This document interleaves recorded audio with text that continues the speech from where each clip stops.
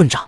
就在这时，一声怒吼忽然响起，这声怒吼比雷鸣还要刺耳数倍。当那声怒吼响起之际，青羽妖族的许多人都感觉耳朵被炸开了一样，轻者捂住耳朵，龇牙咧足矣；重者竟然直接栽倒在地，抱着脑袋痛苦的哀嚎。而就在青羽妖族的众人陷入此等境地之际，一道身影也是飞速的落入人群之中，将楚双双一把抱在了怀中。此人不是别人，自然便是楚风。楚风，竟然是你！你来的正好，也省得我去找你。看到楚风，青羽凤鸣的眼中顿时怒火涌动。然而楚风此刻却理都不理他，而是将几颗散发着不同光华的丹药自乾坤袋内取出，塞入了楚双双的口中，随后又布置一道阵法，将楚双双笼罩在了当中。那是尊级结界之力。看到楚风所布置的阵法，在场的所有青羽妖族族人都是目光一动，尤其是那个杨虚湖的眼中更是涌现出了极为浓郁的震惊之色。尊袍界灵师，这在整个祖武修行界都是少见啊！他便是楚轩辕之子杨虚湖。看着青羽凤鸣说道：“没错，就是他。”青羽凤鸣说道。从青羽凤鸣口中确认了楚风的身份之后，那杨虚湖男子便向楚风所在的方向行去。此刻，青羽妖族的所有人都下意识地觉得，这杨虚湖男子可能是要对楚风出手，替他们那些先前被楚风所伤的族人讨回一个公道。可是谁曾想，那个杨虚湖男子在踏出几步之后，竟然忽然止步，并且他还抱拳鞠躬，施以大礼：“楚风公子，你好！”在下那青羽妖族族人青羽洞，早就听闻楚风公子大名，今日能与楚风公子相见，真乃是我青羽洞的荣幸啊！青羽洞此话说完，莫说青羽妖族的人一脸茫然，就连楚风也是不由得抬起了头。其实楚风早就注意到了这个青羽洞，因为这个青羽洞并没有隐藏自己的气息，而身为九品天仙的青羽洞，楚风下意识的便觉得他对自己来说比青羽凤鸣更有威胁。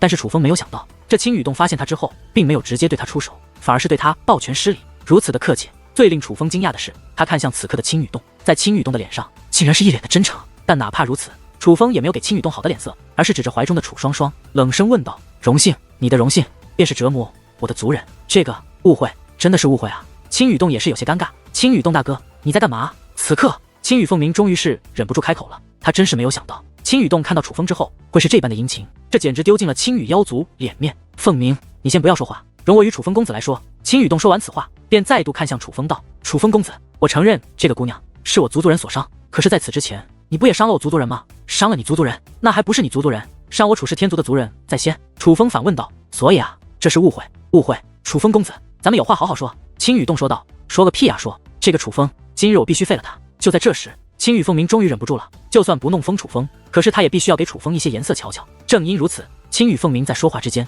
他不仅双眼变成了血红之色，他浑身上下的肌肤之上竟然出现了一道青色的纹路，那纹路就如同羽毛一般，布满了他的全身，并且在那纹路之上还散发着淡淡的光华。而这一刻，青羽凤鸣的气息也是从8品天仙提升到了9品天仙的第一步。眼见着青羽凤鸣要出手，青羽妖族的许多人脸上都是露出了一抹兴奋之色。莫说先前被楚风逼得跪下的族人，就说楚风先前那一声怒吼，也是让在场的大部分青羽妖族的族人受了伤。要知道，整个祖武修行界内都没有超过300岁的人，严格来说，这还都是一群年轻气盛的年轻人，所以他们可不管楚风是什么来头，不管楚风的父亲是谁，当楚风伤了他们之后，他们便想楚风付出代价。正因如此，在青羽洞对楚风那般客气的解释之后，他们不仅一脸茫然，同时内心也非常的愤怒。不仅青羽凤鸣觉得青羽洞丢了他们青羽妖族的脸，几乎每个青羽妖族的族人都是这样想的。所以当青羽凤鸣释放出自己的血脉之力，准备对楚风出手之后，他们才会如此的兴奋，因为他们知道终于有人肯为他们出这口恶气了。可是他们却并没有注意到，当青羽凤鸣释放出自己的血脉之力，让自己的修为提升1品之后，楚风的眼中没有一丝的忌惮与恐惧，相反，楚风那原本就那满是怒意的眼中，还涌现出了一抹令人胆寒的狠辣之色。今日在这里，的确有人会被废掉。楚风说道。楚风此话一出，无疑是让青羽妖族的人吃了一惊。什么情况啊？这是……虽然这个楚风实力不凡，先前他施展出诸多手段，倒也的确能与青羽凤鸣一较高下。可是，在先前与青羽凤鸣交手之后，明明是这个楚风逃之夭夭了呀。而眼下，青羽凤鸣已经释放了青羽妖族独有的血脉之力，他的修为提升了足足1品。面对眼下的青羽凤鸣，哪怕楚风施展全力，也是无法抗衡才对。怎么先前都逃了，此刻不仅不逃，反而说出了如此大言不惭之话？楚风，我没听错吧？你竟然还敢威胁我！不仅旁人吃惊，就连青羽凤鸣自己也很是吃惊，心想这楚风是不是脑袋有问题？是谁给他的勇气与自己说出这种话的？楚风的那番话显然让本就愤怒的青羽凤鸣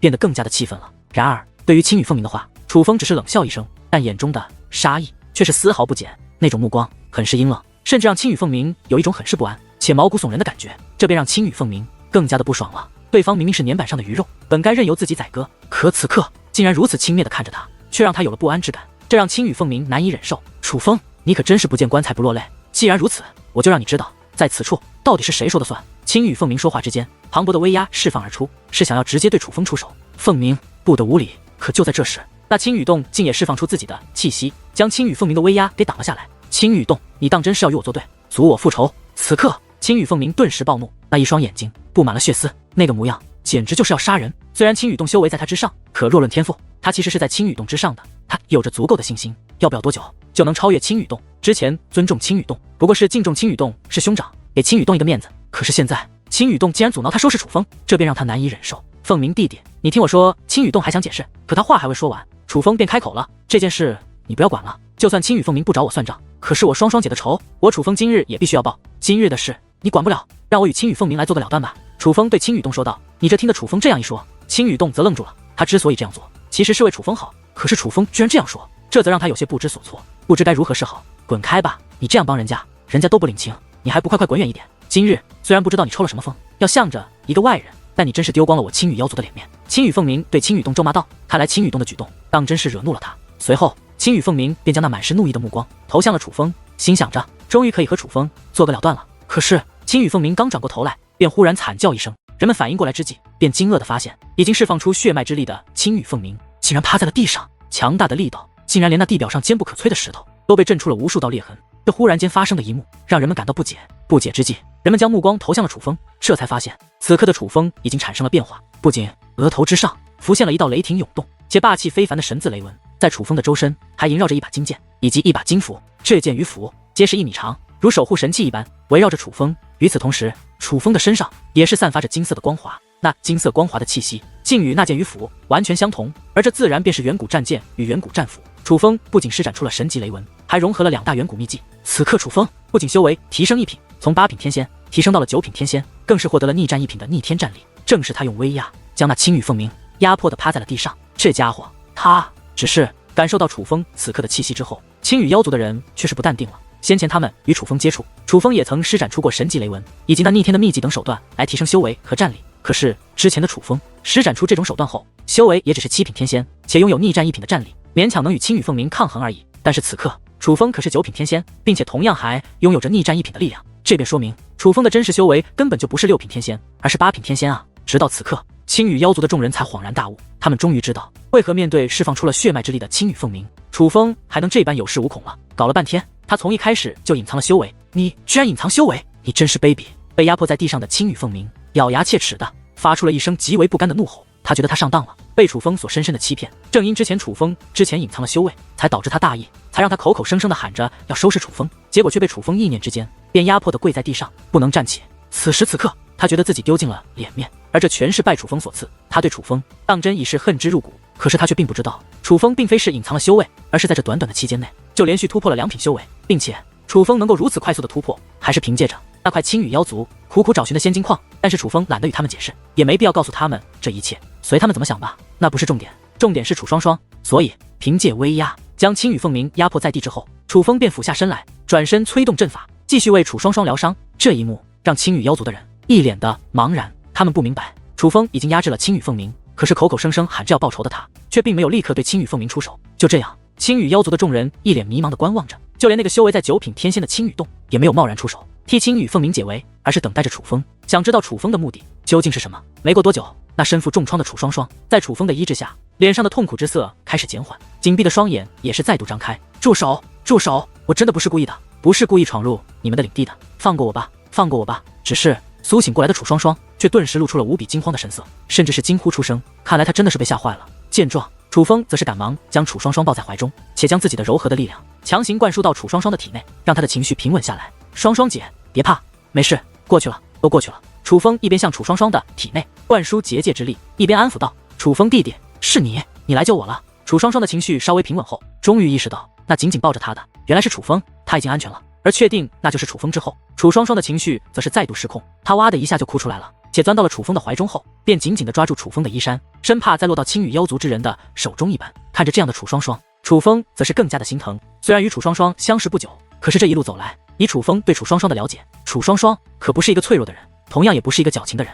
眼下他之所以会这般，是因为他真的委屈，甚至楚风若是再晚来一回，他可能就彻底被逼疯了。想啊，一个普通人被折磨致疯，那一定是经受了非人的虐待。而身为修武者，身为楚双双这种级别的修武者，承受能力本就很强，而能够将他折磨至疯，那将是多么残酷的手段。双双姐，别哭了，哭并没有用。这个世界上，敌人可不会因为你流下的眼泪而同情你。楚风说话间便站起身来，与此同时也将楚双双搀扶了起来。双双姐，除了这个人，在场之中还有人谁对你出过手？楚风指着那趴在地上的青羽凤鸣问道。只有他。楚双双下意识地脱口而出，可是很快的，他意识到了什么，一双眼眸忽然瞪得溜圆，看着楚风说道：“楚风弟弟，你要做什么？我要以牙还牙。”楚风说话间，大袖一挥，立刻便有一大片武力，宛如星光一般，自其袖口倾洒而下。那一幕很美，只是这样美的景象，只存在了一瞬间，便发生了变化。因为当那璀璨的武力跌落在地上之后，便如同水花一般四溅开来。而当那武力四溅之际，竟然化作一只只黑色的虫子。这黑色的虫子不过指甲大小，却是满身的锯齿，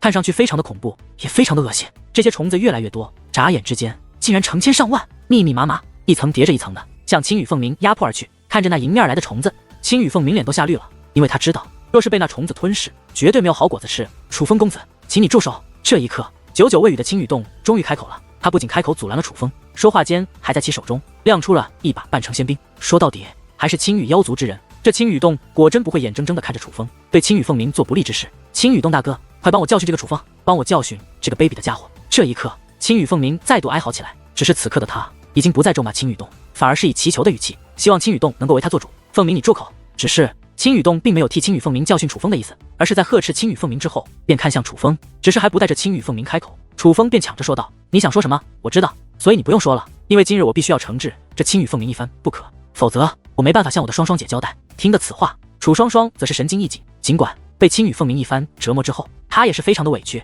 但是他可不想楚风因为他而得罪青羽妖族这种强大的势力，所以他是想要开口告诉楚风，这件事情就此作罢，根本没必要追究什么。然而当楚双双想要开口之际，却惊愕地发现他竟然没办法说话。是楚风，楚风已经用威压束缚了他，不允许他开口说话，也不允许他做阻止楚风的行为。眼下的楚双双只能站在这里，看着楚风去做他想做的一切。这位姑娘，解决问题的方法有很多种，你当真要以其人之道还治其人之身吗？而就在这时，青羽洞则是将目光投向了楚双双。他很清楚，要劝楚风很难，可是要劝楚双双则是容易得多。但是令他想不到的是，当他开口之后，楚双双不仅没有回答他，反而面色不改，就像完全不想搭理他一样。这让青羽洞也是眉头一皱，他真是没想到，楚氏天族这个在祖武修行界毫无存在感的势力，竟然族人都这么有种。然而他哪里知道，楚双双是想回答他，但是回答不了，乃是真正的有苦说不出啊。青羽洞，我不想与你废话，我只想告诉你们，你们虽然没有对我双双姐出手，但你们见死不救，也等于是同犯。但我念你态度不错，我今日便不与你们追究。但是青羽凤鸣的所作所为，就必须付出代价。我只问你一句，你是当真要阻拦我吗？楚风问道。楚风公子，我当真不想与你为敌，可凤鸣乃我同族弟弟，血脉之情，我不得不管。青羽洞说道。既然如此，那便得罪了。楚风说话间，便自乾坤袋内抽出了一把仙冰，这仙冰一经握在手中，楚风则再度获得了逆战一品的力量。凭借着神级雷纹以及秘技融合，还有这仙冰的力量，楚风不仅仅是9品天仙，更是掌握着逆战2品的力量。如此强大的楚风，莫说没有释放出血脉之力的青羽洞，就算是他释放出了血脉之力，也完全无法与楚风相抗衡。楚风公子，你竟然……当看到楚风竟然可以催动仙冰之后，那青羽洞顿时脸色大变，眼中涌现出了无比吃惊之色。虽然他早就知道楚风有些不简单，可是却并没有人与他说过楚风到底掌握着怎样的手段。而现在他知道了，只是他知道的已经为时已晚。因为当青羽洞发现情况不对的时候，楚风的威压已经扑向了他，并且淹没了他。扑通一声，青羽洞被楚风的威压强行的压迫在了地上。但是与青羽凤鸣那脸朝地的趴着不同，楚风被青羽洞还算客气，青羽洞只是盘坐在了地上，并没有受到伤害，也没有受到侮辱。青羽妖族，都给我看好了，日后遇到我楚氏天族族人，最好掂量掂量，若敢对我楚氏天族族人不敬，这青羽凤鸣便是你们日后的下场。楚风说话之间，大袖再度挥动，下一刻，那密密麻麻的黑色虫子便再度向青羽凤鸣压迫而去。眨眼之间，那些虫子便如同黑色的浪潮一般，将青羽凤鸣彻底的覆盖。但是人们凭借各种观察手段，却能够清晰的看到，那些虫子撕开了青羽凤鸣的肌肤，钻入到了他的身体之中，在蚕食他的血肉，吃他的骨头，甚至还在撕咬他的灵魂。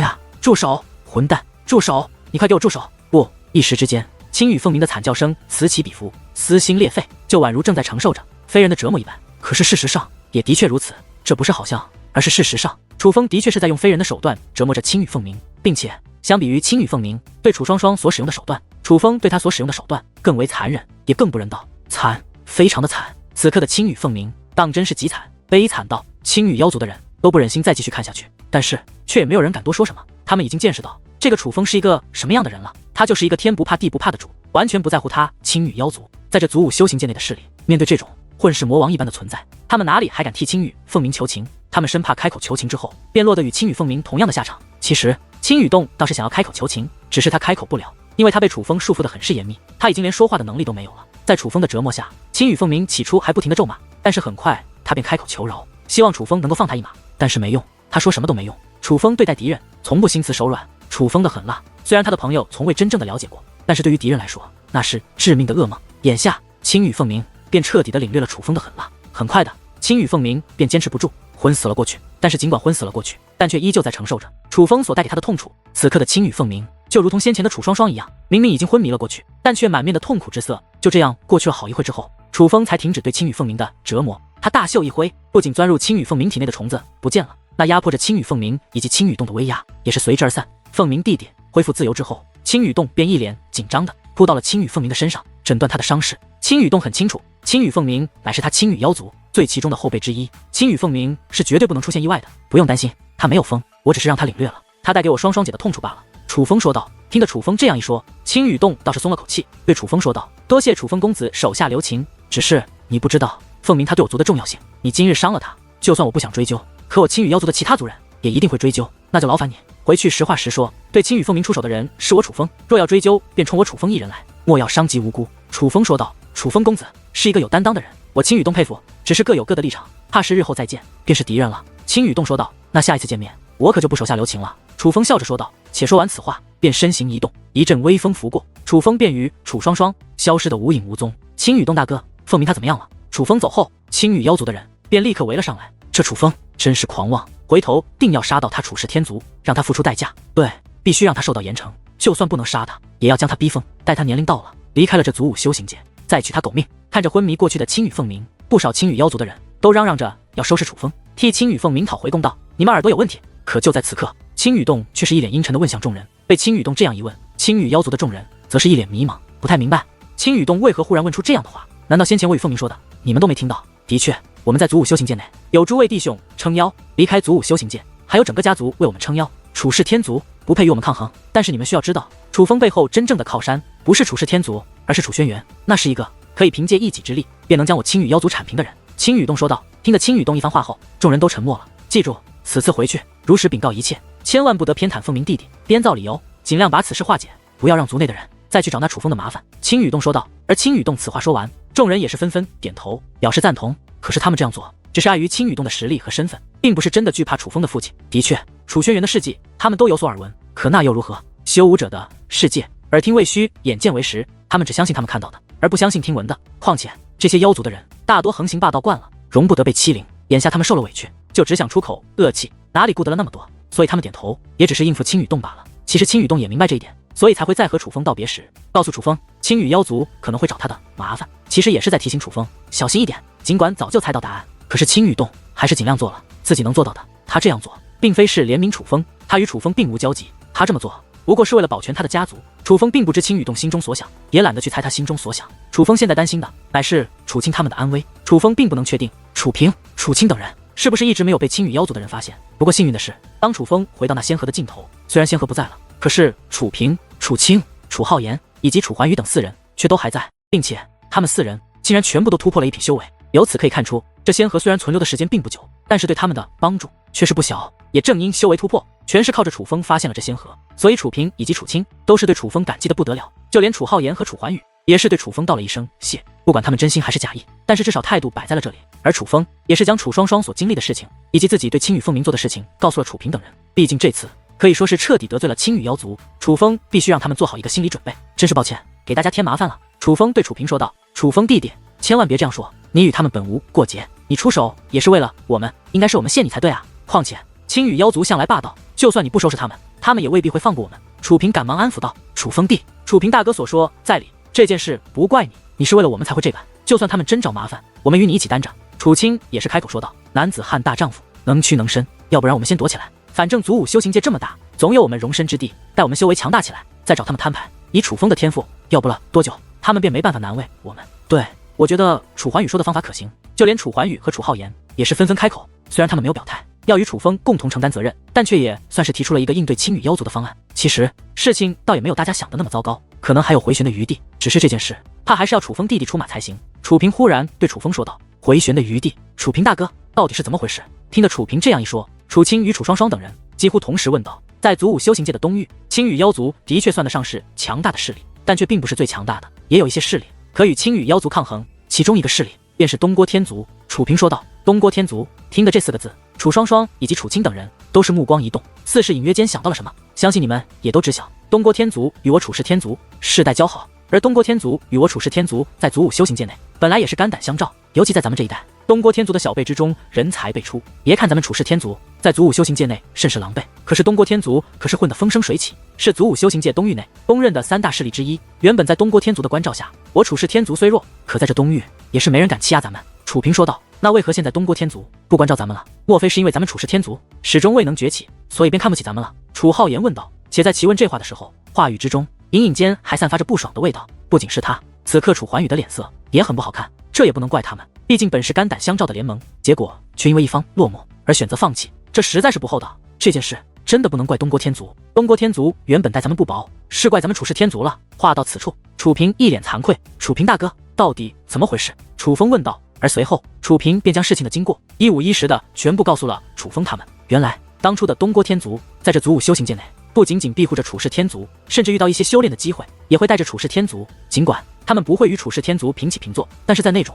楚氏天族凭借自身力量没办法进去的修炼场地，他们也可谓是分了楚氏天族一杯羹，可谓是相当厚道了。但是面对如此厚道的东郭天族，楚氏天族的这些人却做了一件不厚道的事。这件事是楚弘毅主导的。简单的说，在一次跟随东郭天族的修炼之中，在楚弘毅的主导下，楚氏天族的人拿了本不该属于他们的修炼资源。这件事情惹怒了东郭天族，东郭天族要求让楚弘毅认错，可楚弘毅不仅抵赖，还坚称自己没错。楚弘毅的举动彻底激怒了东郭天族。东郭天族表示，楚风楚弘毅跪地认错，否则从今以后在这祖武修行界内不会再管楚氏天族。就这样，楚氏天族才被东郭天族所抛弃，才渐渐沦落到了今日这般田地。又是那个楚弘毅，他可真是一个祸害。听得此话，楚浩言忍不住咒骂一声。其实对于这件事，新来的弟兄都不知道，是因为楚弘毅不让说。但是早就在这祖武修行界修炼的弟兄，对于这件事都是耿耿于怀的。毕竟少了东郭天族的关照与庇护，我们楚氏天族在祖武修行界内过得实在太苦了。只是碍于楚弘毅的修为，人们也是敢怒不敢言，只能把这件事情放在肚子里。可是现如今，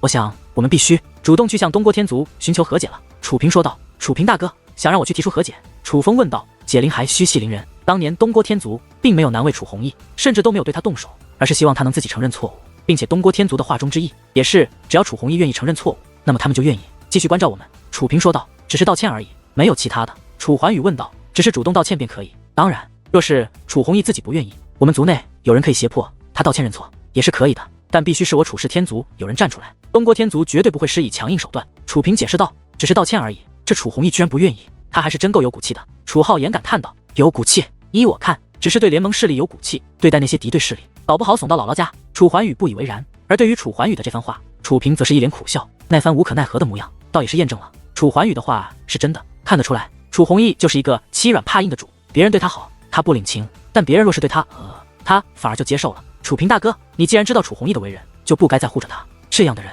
若是改正也就罢了，若是不改正，那就算日后离开这祖武修行界，回到我楚氏天族之中，那他也是一颗毒瘤。这颗毒瘤不拔掉，那么祸害的可能就是我整个楚氏天族。楚风说道。之前我们敢怒不敢言，是因为我们都不是楚弘毅的对手，并且也要依仗他寻找修炼资源。但是现在，楚风你弟弟你来了，你可以顶替楚弘毅。楚平说道。楚平大哥的意思是让我逼迫楚弘毅去向东郭天族道歉？楚风问道。是，这是目前唯一可行的方法。楚平说道。楚平大哥，那我倒是要问问，当日虽然是楚弘毅做的决定，但是你们有没有跟着他共同享受那修炼成果？楚风问道。当时在的大部分族人都享受了，也获得了一些成就，但是我觉得那是不属于我们的，所以我并没有。楚平说道。那也就是说，错的不仅仅是楚弘毅一个人，还有很多人。那些族人可有向东郭天族道歉？楚风再度问道。没有，碍于楚弘毅的胁迫，所有人都是一口咬定没有做那件事。楚平说道。所以说啊，楚平大哥，当日错的不仅仅是楚弘毅一个人，所以你真的觉得只要楚弘毅道歉了，此事便能了结吗？楚风反问道。楚风弟弟，那我们该怎么做？楚平反问道。东郭天族他不是对楚弘毅一个人生气才会做出当初的决定，他们是对我们楚氏天族失望啊。这件事情交给我吧，你告诉我东郭天族领地所在的位置，我直接去找他们。楚风说道。好。楚平倒也没有犹豫，而是直接告诉了楚风东郭天族领地所在的位置。但是因为地理位置的缘故，楚风想要前往东郭天族，倒也还要回到楚氏天族的领地才行。决定之后，楚风等人便沿着来时的路向回走去。因为仙河消失后，那股束缚他们的力量也随之消失，所以回去的途中倒也是畅通无阻。楚风等人先回到了楚氏天族的领地，发现楚氏天族领地内只有几个人在，并没有看到楚弘毅等人。楚平大哥，您可算回来了。而当那几人看到楚平之后，则是立刻拔空而起。怎么了？发生何事了吗？见几人一脸焦急，楚平不由得开口问道。而经过这几人的讲述，楚风等人得知，原来在仙河消失之后，楚弘毅等人发现，在青羽妖族的上空出现了9色神雷，因此楚氏天族的人产生了猜测。许多人觉得那是天族血脉者突破所引起的异象，但是楚弘毅却坚定地认为，那乃是修炼资源现世的预兆，而并非是天族血脉者突破所引起的异象。而就在楚弘毅分析之际，在不远处竟真的有霞光涌动，那的确是修炼资源所散发的气息。尽管明知道那修炼资源所出现的位置已经不再是楚氏天族的领地，而是焚野妖族的领地，可是因为那霞光所在的位置乃是焚野妖族领地的边界处，焚野妖族一般来说不会出现在那种地方，也就不会注意到那霞光。所以楚弘毅当即决断，要带领众人以身犯险，进入焚野妖族领地去追寻那刚刚现世的修炼资源。可谁曾想，一部分族人刚刚越过领地的分界线，便立刻被焚野妖族的人所擒拿住。眼下焚野妖族的人正在以非人的手段折磨那些族人，真是愚钝。这楚弘毅到底搞什么？得知经过，楚风一脸的无奈。青羽妖族上方出现的9色神雷，明明就是自己突破所引起的，那楚弘毅竟然一口咬定是什么修炼资源现世的预兆。而说来也巧，竟然真的有修炼资源现世，还刚好被他们发现了。但他们也是够倒霉的，刚刚进入焚野妖族的领地就被逮了个正着，他们的手段太残忍了，继续下去的话，那些兄弟姐妹怕是要被活活弄疯啊！楚平大哥，楚风弟弟，你说我们该怎么办啊？这几人一脸的担忧，慌乱之下，更多的则是将目光投向了楚风。想必他们也知道，若是楚氏天族之中还有人能救他们的话，那便唯有楚风了。别废话了，带路吧。楚风说道。好。而听得楚风这样一说，那几人也是面露喜色，二话不说便向远处飞掠而去。楚氏天族与焚野妖族的领地是由2座山脉分割开来的，楚氏天族这边的山脉虽然险峻，可是却很荒凉，但是焚野妖族那边的山脉不仅满是奇花异草，天地能量都是非常的充足。一眼望去，这2座大山形成了鲜明的对比。倘若楚氏天族的这座山脉乃是凡间的产物，那么焚野妖族的那座山脉便是来自仙界的灵物。正因2座山脉的差异如此明了，就连各种珍奇的飞鸟走兽也都盘踞在焚野妖族的山脉中，这让楚氏天族的这座山脉显得更加的荒凉。眼下在2座的边缘某处汇集这2队人马，一队人马正是楚弘毅等人。楚弘毅率领着一部分楚氏天族的族人站在领地分界线的这一端，而另外一端则是几名身高普遍10余米、肌肤宛如石头一般的怪物。这群怪物的身上则是穿着款式相同的火红色的盔甲，这让他们看上去显得更加的霸气。他们便是焚野妖族的族人，但是在焚野妖族的领地的那一端，不仅仅是焚野妖族的族人，还有楚氏天族的人，总共89位楚氏天族的族人，其中58个男子，31个女子。但是这些族人此刻不仅齐刷刷的跪在地上，在他们每个人的身上还都套着一个牢笼，那牢笼与他们的跪着的动作相符，紧紧的贴着他们的肉身，将他们固定在那里，让他们始终保持着跪在地上的动作。而在他们的周围，则是有着无数把武力化成的短剑，围绕着他们来回的飞舞。飞舞之际，不断自他们的肉身穿过，鲜血飞溅，惨叫连连。弘毅大哥，救我，救我们啊！那些惨遭折磨的楚氏天族族人在不停地向楚弘毅发出求救。弘毅大哥，您求情，想想办法救救他们吧，不然他们会被活活折磨致疯的。就连那些在楚弘毅身边的人也在低声相劝，关于楚风的死活，他们可以不管不顾，可是这些人不同，这些是与他们朝夕相处多年的兄弟姐妹，一同在这祖武修行界奋战的姐妹。人再冷漠也是有感情的，至少他们之间是有的。没用的，求情的话我已经说过了，他们又不给我们这个面子。楚弘毅说道。难道就这样眼睁睁地看着他们被折磨致疯吗？有人问道。我有什么办法？难道动手吗？我们又不是他们的对手，强行出手，连我们也要遭殃，你们也都要遭殃。楚弘毅说道。听得此话，那些相劝的人则是不由得低下了头。虽然很想族人得救，可是他们却也不想受到牵连，要怪便只能怪他们倒霉了。楚弘毅说道。眼见着自己在折磨楚氏天族的族人，可是楚弘毅等楚氏天族之人却是见死不救，甚至就站在不远处观望着。那几名焚野妖族的族人彼此互看一眼后，嘴角便皆是扬起了一抹讽刺的笑容。在他们的印象中，楚氏天族的族人就是一群窝囊废，毕竟他们现在的领地可就是从楚氏天族的手中抢来的。住手！可就在这时，一声怒喝忽然响起，紧接着几道身影从天而降，正是楚风等人。除了那几个带路来的族人落在了楚弘毅等身旁之后，楚风、楚平、楚清、楚浩言、楚怀宇以及楚双双等人则是直接落在了焚野妖族的领地。尤其当楚风靠近之后，更是意念一动，便将那正在穿透楚氏天族族人身体的无数把短剑给震成了粉碎。强大的威压更是将那几名焚野妖族的人掀翻在地。大胆！你们不仅擅自闯入我族领地，还敢对我们出手！楚氏天族的狗杂种们，你们是活腻了不成？焚野妖族的一位族人指着楚风大骂道。然而他话音刚落，便立刻掀翻在地，并且满脸的痛苦神色。敢对我族人出手，活腻的乃是你们！今日我楚风就让你们知道，与我楚氏天族为敌是何下场！楚风说话之间，大袖一挥，那几名粉野妖族的族人便被强行提在了半空之上。紧接着，楚风意念一动，手指对着他们一指，下一刻，无数道血红色的长剑凭空而现，以极快的速度不断的自他们的肉身穿透而过。强大的力量不仅仅将他们的肉身穿透，就连他们身上的盔甲都被洞穿击碎。一时之间，先前还趾高气昂嘲讽楚氏天族族人的粉野妖族族人开始撕心裂肺的发出痛苦的哀嚎。这楚风的气息。这一刻，楚弘毅等人则是一脸的震惊，因为此刻楚风毫无保留的释放出了自己的气息，所有人都能感受得到楚风现在到底是何修为。楚风他竟然又突破了，并且还连续突破了2重修为。事实上，莫说楚弘毅等人惊讶，就连较为了解楚风的楚清、楚双双、楚浩言、楚怀宇等人也是一脸的吃惊。他们可是清晰的记得，在进入祖武修行界之前，楚风的修为乃是6品天仙，但是现在楚风的气息则是8品天仙。这一刻，楚双双等人恍然大悟，他们终于知道楚弘毅等人看到的异象是什么了，那就是楚风突破所引来的异象啊！想一想，自己族人突破引来的异象，楚弘毅居然断定乃是修炼资源现世的预兆，就连楚双双都觉得很是可笑。尽管惊叹楚风的实力，可是楚双双等人却并没有在一旁观望，而是在楚风出手对付粉野妖族族人的时候，便立刻出手去解救自己同族的兄弟姐妹。这几个粉野妖族的族人实力远不如青羽妖族的那些人，所以他们折磨人的手段倒也没有那么恐怖，至少远不如现在楚风所带给他们的痛楚。因此被解救之后，那些族人皆是保持着神智，眼见着楚风不仅救了他们，还替他们出头，为他们折磨那些粉野妖族的族人，他们也是一脸的感激。事实上，不仅是那些先前被折磨的族人一脸的感激，就连那些始终在一旁观望的族人也是莫名的感动起来。他们真是没想到，在族人面临为难之际，被他们认定为首领的楚弘毅坐视不理，见死不救，反而是他们排挤的楚风仗义出手，这让他们对楚风的印象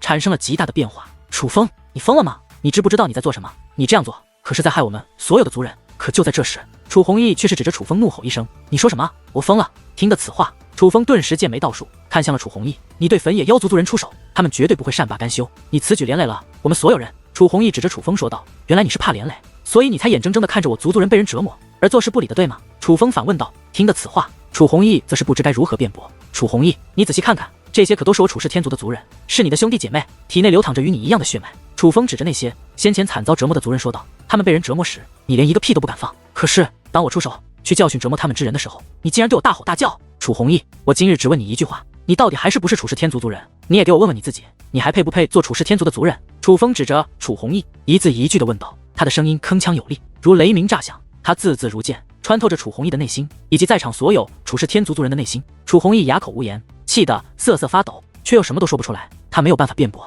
他也不好意思辩驳。我什么我？你应该好好问问你自己，好好想一想，你到底是在为族人考虑，还是在为你自己考虑？今日若是这几人的修为在你之上，你明知出手也是没用，也就罢了。可这几个粉野妖族族人的实力明明都不如你，你竟然还是选择袖手旁观。而你袖手旁观的理由，竟然是害怕粉野妖族报复。只因害怕报复，你就眼睁睁地看着自己的族人跟着你多年的兄弟姐妹惨遭折磨而不管不顾。楚弘毅，你简直懦弱到了我楚风不可忍受的地步。楚风指着楚弘毅说道：“你这是挑拨离间，挑拨离间！诸位兄弟姐妹，我楚弘毅可不是贪生怕死之辈，你们应该知道的，你们知道的，对不对？”楚弘毅看着身边的众位族人说道。可是这一刻，众人皆是低下了头，没有人回答他这个问题，而众人的沉默其实却已经是最好的回答。楚弘毅在明明可以出手相救的情况下，选择了坐视不理，袖手旁观。他的所作所为的确也是激怒了楚氏天族的这些族人。虽然对楚弘毅的所作所为，楚风很是愤怒，但楚风并没有出手教训他，毕竟怎么做是他自己的选择。忽然间，楚风转过身来，挥手对着虚空一挥，那漫天的飞剑不仅消散了，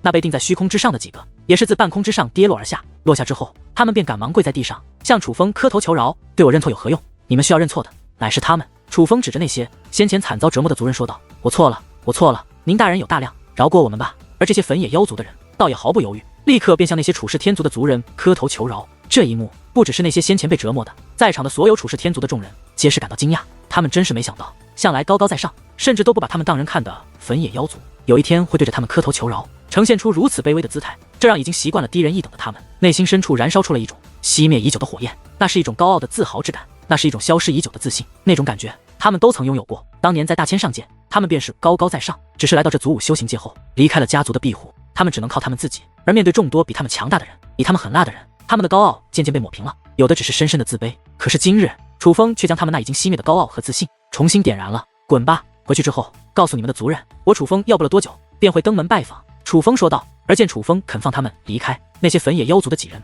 哪里还敢犹豫，转身便拔空而起，眨眼间便消失在了远处的天际。不远处的确有一个修炼之地，只是那种地方以你们的修为去了也没什么收获。楚弘毅，你就因为这么点修炼资源便带着族人以身犯险。楚风对楚弘毅问道：“你懂什么？先前天现异象，定有极强的修炼资源现世。”楚弘毅理直气壮地说道：“你指的可是那漫天的雷霆？”楚青开口问道：“正是。”楚弘毅说道：“不妨告诉你，那漫天的雷霆，乃是楚风弟弟突破之时所引起的异象。”楚青说道：“什么异象？不可能，怎么会有那么强大的异象？”楚弘毅连连摇头，一脸的不可置信。哼，那只能说明你孤陋寡闻。楚风他说修炼的乃是神罚玄功，他所引起的异象自然也就更强。楚桓宇竟然抢着开口替楚风说话，神罚玄功。听得此话，楚氏天族的众人则是惊讶的张大了嘴巴，尤其是那个楚弘毅，更是一脸的难看，那个表情简直就跟吃了屎一样。